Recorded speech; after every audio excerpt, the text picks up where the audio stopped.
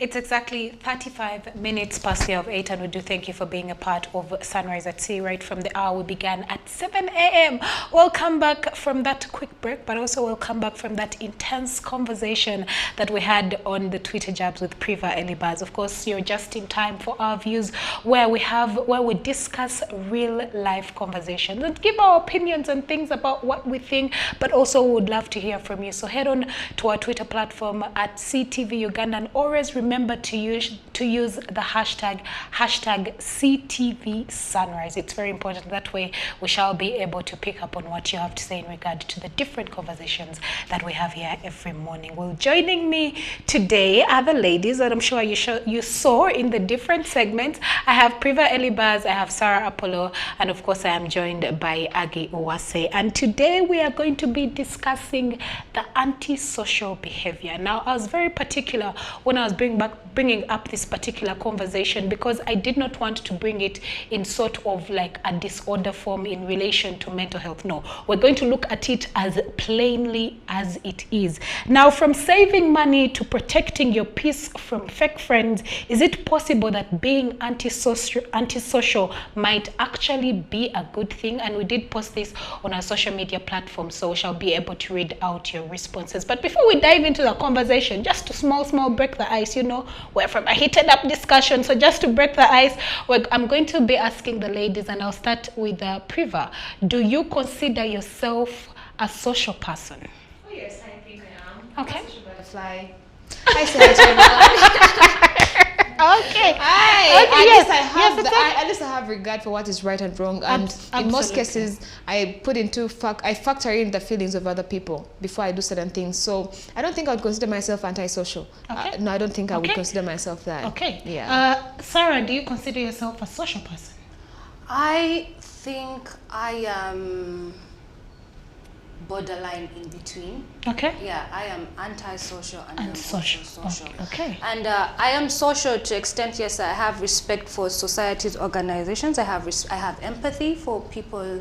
I am, I have regard for other people's feelings. I know the difference between right and wrong. And why I say I'm antisocial, on the other hand, is that sometimes I am a rule breaker, and I don't like to, when I see something wrong, and it doesn't sit right with me, I am going to definitely question it. Whether it is a law, whether it is a rule, whether it is a command, I'm going to ask questions. Okay. So yeah, I'm borderline in the middle. Well, for me, I'm not an antisocial person. However, I'm not a social butterfly. I love people. I love talking to people.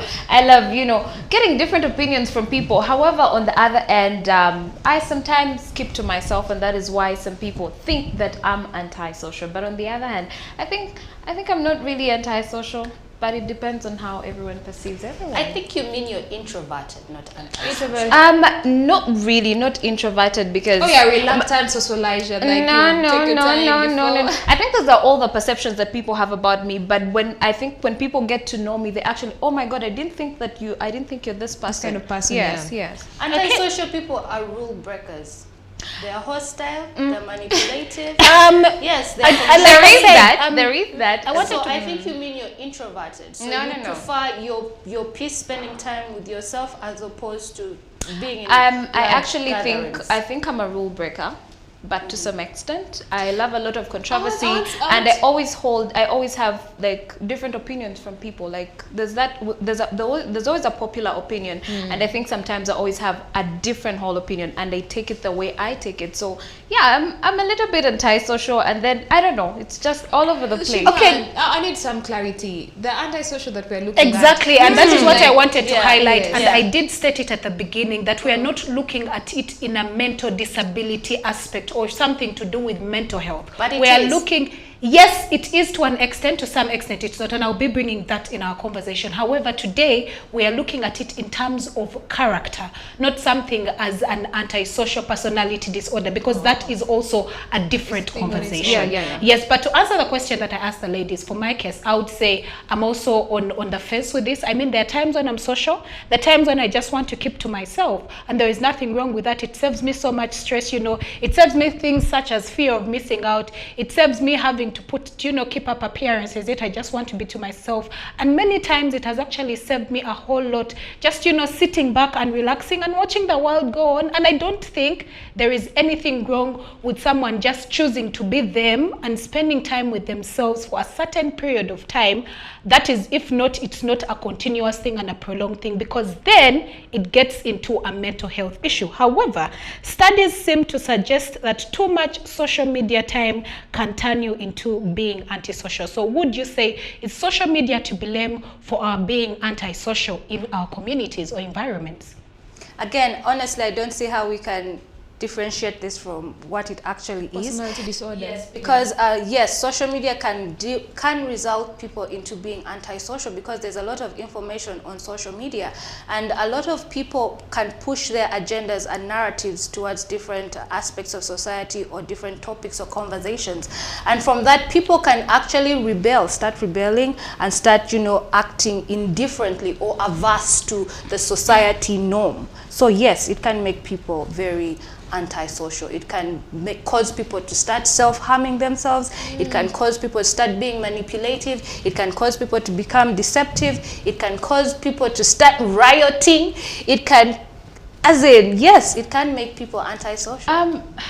I don't know what antisocial behavior are we really talking about, because I what don't you're saying really is totally different. what's the It's totally different from what Sarah is talking From what about. I get the feeling that what we're talking about is basically Introversion. Yeah, Introversion. basically That's what we're talking about. Yeah, like Let being me- separate, be happy that, man, Let me there's some social rephrase. lands I are being think called I off. need to put this conversation Yeah. into perspective, Yes. because we are losing it. I said today we are discussing being antisocial as a person or as a characteristic trait in someone. I'm not looking at it in a mental health aspect, because that is a totally different conversation when it is continuous. And I ask the question, is social media to blame for people being antisocial, people not wanting to get out of their comfort zones and relate with others? Is social media the reason as to why you would sit in a taxi and put on your headphones and be on your phone and not even greet your neighbor? Is social media responsible for why we go for gatherings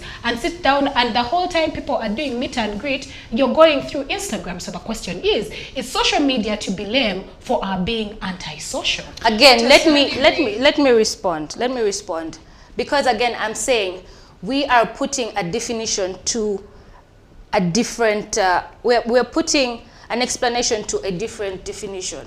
I think what you mean to say is introversion, because to be introverted, you prefer to be by yourself. You prefer to deal with your thoughts, your dreams, your aspirations, your creativity, as opposed to talking to people at brunch or to going to the club. You'd rather stay and read a book. You'd rather stay on social media. So social media can influence people to stay introverted, to stay to themselves, and a lot of people find the internet to be a lot more interesting than talking to other people.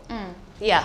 Well, I think social media does play a part, but it's not entirely to blame, because at the end of the day you can choose how to go about it. There's people who will use social media, to communicate to other people, who will use social media to make money. But when it's time for a social gathering, when you're out with your people, you just put the phones down and you talk. However, there's people who are naturally antisocial people. There are people who are naturally introverted, who always keep to themselves. So such kind of people, and yes, I do believe that at some point I was like that. You find, yes, I mean, you actually use it as a scapegoat. Is it a scapegoat? As a way to escape, society and all that. You find you're in a taxi, you don't want your neighbor to talk to you. You are in a space and you don't want anyone to talk to you. So what you'll do, you'll go on your phone, and when they say, hey, I wanted to ask you about I'm a little bit busy. So you can just use it to escape, talking to other people and being and yes, like getting involved with people. But we cannot entirely blame social media. At the end of the day, this is a personality disorder, and yeah. Okay. I think I'm on the fence with this one. Now that I understand your definition of antisocial, basically just wanting to be by yourself and not wanting the company of others, yeah? Social media has definitely played a role, but a good role to me, I would see it as, a good role. In Uganda, we have a problem, and that is small talk. Thank you. We have a lot of small talk. You get into a place and, you do the normal, the necessarily right thing. Hey, good morning, how are you? Actually, and before you know it, the conversation turns into something else. So for me, I feel like social media is good by making, like, it's good to make us antisocial because small talk is one of the most boring things. And actually in Sweden, they don't conform to the small talk. People are busy, they have things to do. So yes, for me, I'm on the fence. Yeah, social media has definitely played a good role, but on the other side, maybe it's just bad manners. On like a person, it's just who you are as a person. But I feel like it's bad manners. It's bad manners. It's bad manners. If I entered an office and I found you seated, it doesn't cost me anything to say good morning. It doesn't cost me anything to say, hey, how are you? And that is it. So for me, I'm saying you should have the common courtesy of, being able to at least, say hi to someone without necessarily attaching it to being, oh, me, I just like to be alone. I just want to be antisocial. No. I understand where you're coming from, and I like the fact that you talked about the aspect of small talk, and it was actually something that was coming too, because I do not think, in my opinion, I do not think social media has played a role in making people antisocial or making them introverts, because I'm thinking you have a mind of your own. You've gone for a conference. What the hell are you doing on your phone? You can as well go through your Instagram things. I have no problem because I do it a lot. I mean, you can as well go home when you're using the bathroom or when you're using the toilet. That is the best time that very many people like to go through their phones and reply messages and see all these things happening on Instagram and Twitter. But you have left your home, dressed up, you're going for meet and greet, you're going for a corporate event, you even have a job as a media personality, or you're supposed to do a show on TV. Yeah. Unfortunately for us, there are times when we cannot even afford to be antisocial because our job requires us to be social and to continuously talk about CTV and also Sunrise at Sea. But I would say social media is not to blame for people being antisocial or an introvert, because I'm thinking you have a mind of your own. You know when to put down your phone. But also, people who usually do that, it just shows an aspect of priority. I mean, if I'm with my family, I'll have the courtesy and respect to listen if my dad is talking. But if I went to a gathering and I know I'm just here to show face and these people are not really priority, I'll probably get onto my gadget. I would like to say this. Number one is the assumptions for me. Every time somebody is on the phone, let's not assume that they are not being courteous or they are being rude or they don't have a mind of their own. It could be they are researching. Maybe they are Googling the person next to them before they open their mouth and just say garbage, which takes me back to the point. Google is your friend. You need to do research, and I think we need to approach every situation in life like that. Whether it's a social gathering, whether you're at a conference, whether it's a political event, you need to do research. That is number one. Number two, maybe they are responding to an emergency. We have our mobile phones for a reason. Maybe they're responding to an emergency. And number three, they could be bored. Like some people would rather be dead than be at a social event. But but you see, and that's they have been dragged to that place by, say, a girlfriend, a wife, a friend, or you're being told that you have to be there. And one thing, again, antisocial, if we go by the real definition, they don't conform to society's norms. So I am going to find something else that interests me and passes time. And also, we cannot blame people for not wanting to associate with other people. I don't think there's anything wrong with that.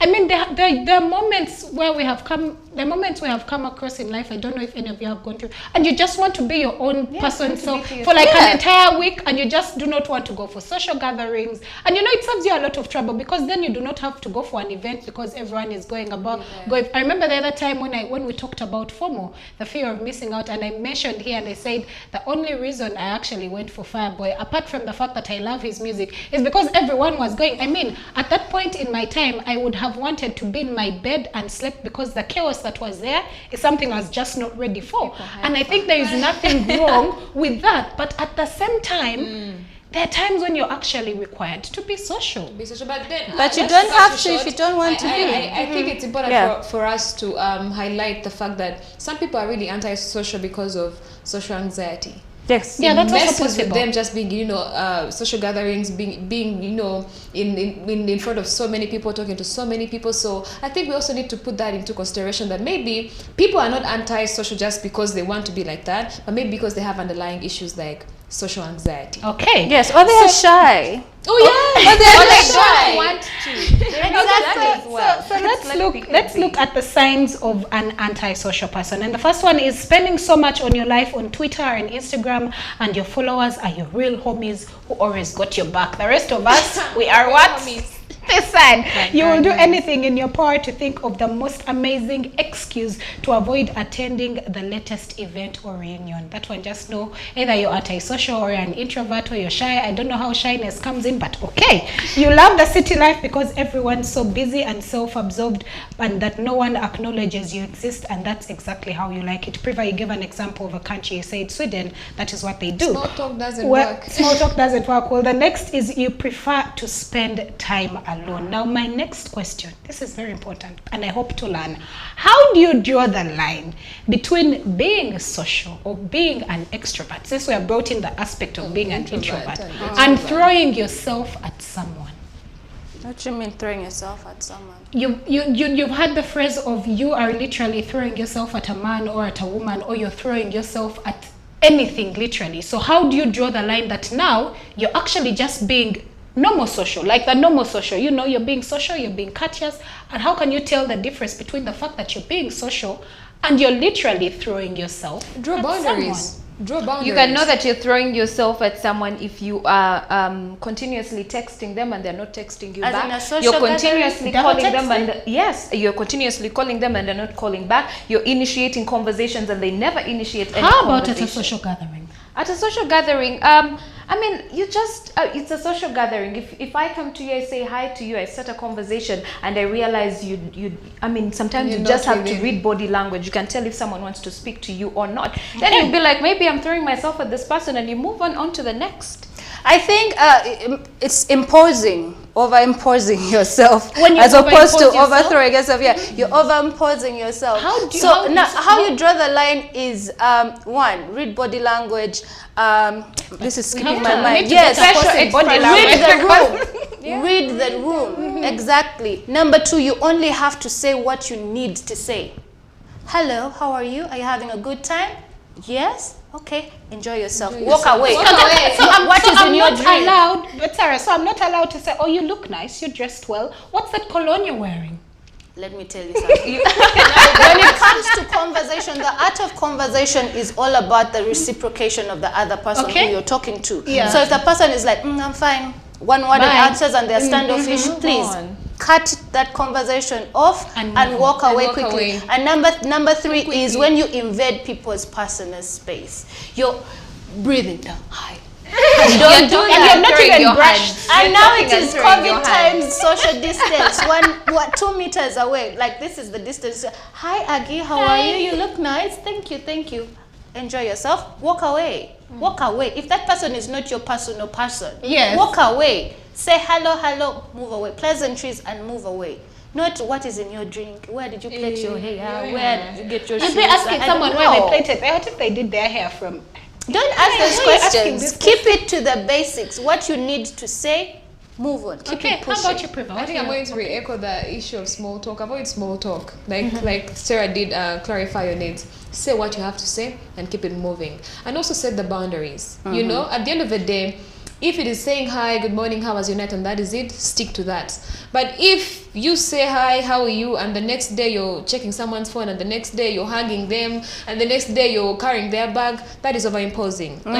What if they hug you back? What if they text you back? What if they are receptive, to you? No, some people actually hug out of just like, uncomfortability. Has someone ever hugged you and you're like, Yes! you hugged someone, you're like, that's not what I intended to do, but then I don't want to embarrass you. So it's like you're forcing me to do that. You understand? So for me, it's like set the boundaries, say what you have to say, avoid small talk, and just don't over invade people's space. Yeah. Keep it at a Okay, so keep it at bay. quickly, I'll give each of you probably 30 seconds to highlight one benefit of being antisocial before I read out the ones that I have here. I'll start with you, Sarah.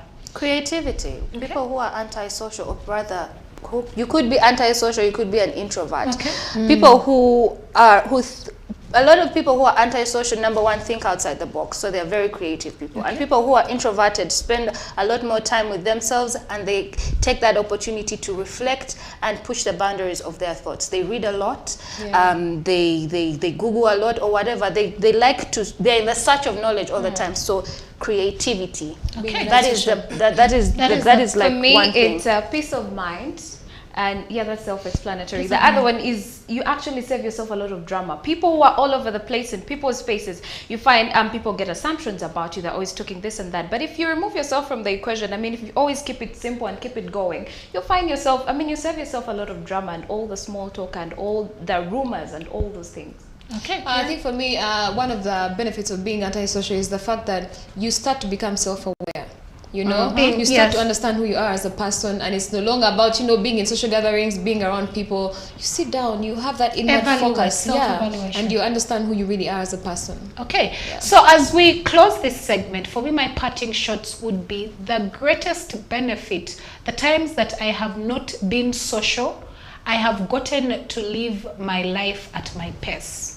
Like, I take my time and live my life. I do not have to set my life pace according to what the people around me have done or what they have said or what they have achieved. And for me, that alone has been the ultimate. So once in a while, it's okay for you to be antisocial. It's okay for you to be an introvert. Sit back, relax, you know, take those cocktails, watch as the drama goes on and see it through your lenses. It's such a beautiful thing, and it gives you the best thing, which is peace of mind. And also it saves you from a lot of fake friends and, you know, all these issues that disturb our minds and, you know, have heartbreaks and things that just do not add value.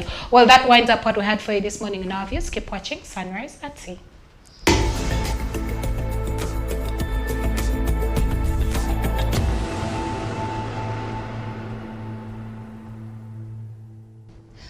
Well, we've come to the end of today's episode of Sunrise at Sea. I've been joined by the lovely ladies Agil Wase, Shivan Auma, and Apollo Sarah. So we'll be coming back tomorrow, same time, same day, 7 a.m. to 9 a.m. We've had a wonderful day, but do connect with us on our social media platforms, which is Facebook, Twitter, and Instagram at CTV Uganda. We also do stream live on our website at www.ctv.co.ug.